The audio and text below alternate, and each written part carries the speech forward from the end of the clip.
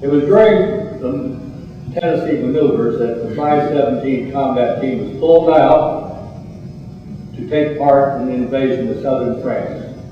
It was back in McCall to get ready for overseas. And back at McCall, I recall that the Army gave us a physical fitness test, included a 20-mile forced march. Every unit in the 517th Combat Team did better than any other unit in the Army. Then on the 17th of May, we sailed. 517th aboard the Santa Rosa, the 460th and 596th aboard the Cristobal. Now, Mike Claus mentioned on the Santa Rosa there were 200 blacks. That's for you to discuss. We arrived at Naples without incident on the 31st of May, I think. Moved to the place called the Crater, and there left together our equipment. On the 14th of June, we moved to a beach down near Naples and boarded LSTs and LCIs, landing craft tank, landing craft infantry, I guess, and sailed up the western coast of Italy to Anzio. We paused briefly at Anzio, and we were told that we weren't needed there. The 5th Army had moved beyond Rome. We were told to continue moving north to land at Civitavecchia. Civitavecchia, I think, sometimes is called the port of Rome. It's about 80 miles from Rome. We landed without opposition from the Germans, and we were attached to the 36th Infantry Division, the Texas National Guard. We conducted combat operations, or you all conducted combat operations, north of Graceffa for about 2 or 3 weeks. You did well, learned a lot of lessons.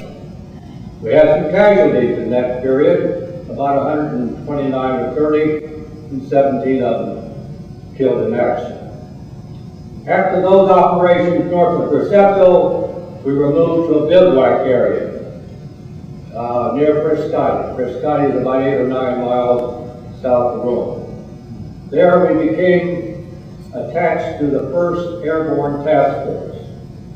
The 1st Airborne Task Force was commanded by a General Craig.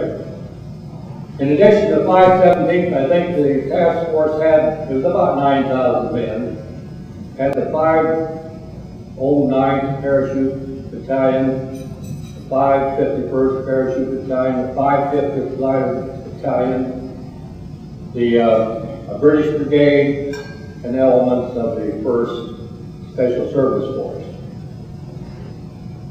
On the 14th, or the mission of the task force was to conduct glider and parachute operations in southern France and prevent the movement of German troops to interfere with the seaborne landing.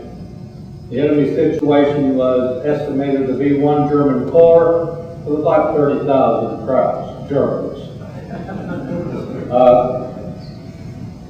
On the 14th of August, the combat team moved to 4 different departure areas in Italy, and shortly after midnight on the 15th, 180 C-47s lifted the combat off en route for southern France. If you all jumped at about 4:30 in the morning, and due to the ground fog, as you all recall, and some lousy navigation, poor navigation, our combat team was spread over a distance of about 40 miles. 40 miles. The enemy resistance was moderate, except at Trésart, Lemoy, as I recall. Otherwise, it was moderate. Where it was intense, it was intense. Despite the wide dispersion of the combat team, by the end of D+1, the combat team had accomplished all its missions. And they made contact with seaborne forces.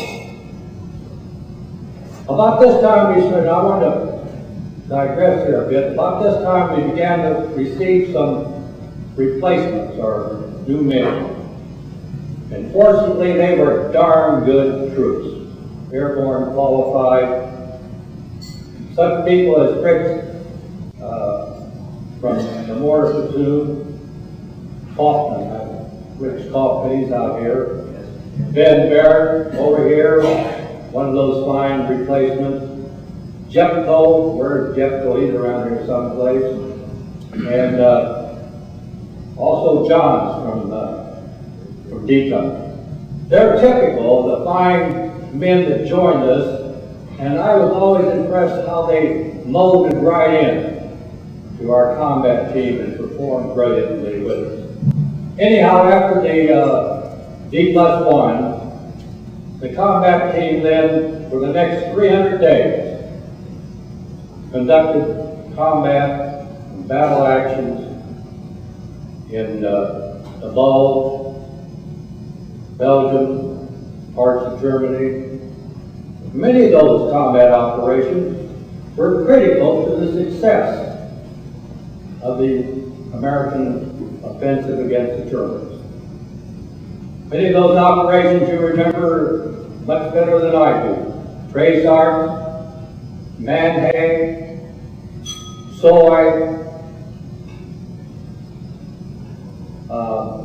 Montefoss, Trop Points, Hartwood, Hunting's, South Bend, Schmidt, many more. These battle operations were critical. Your operation, the job you did, was critical to the success.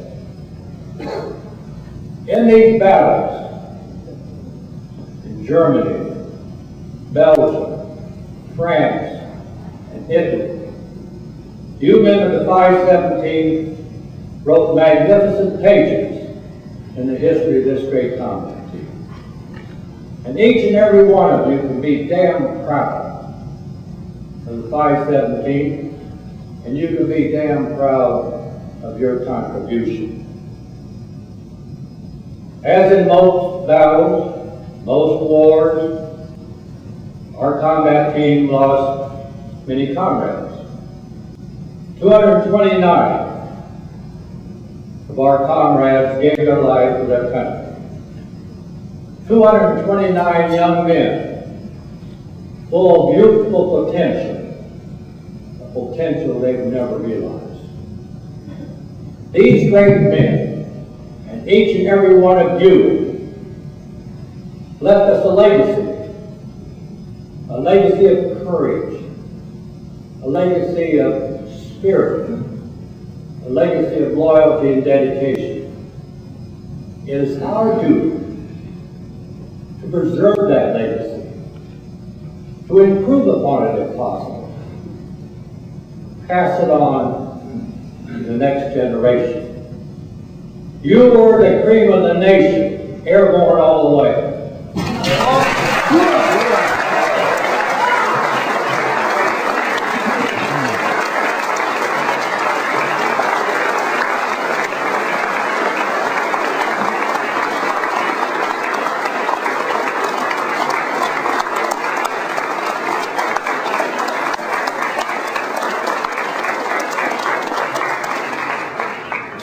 Great speech.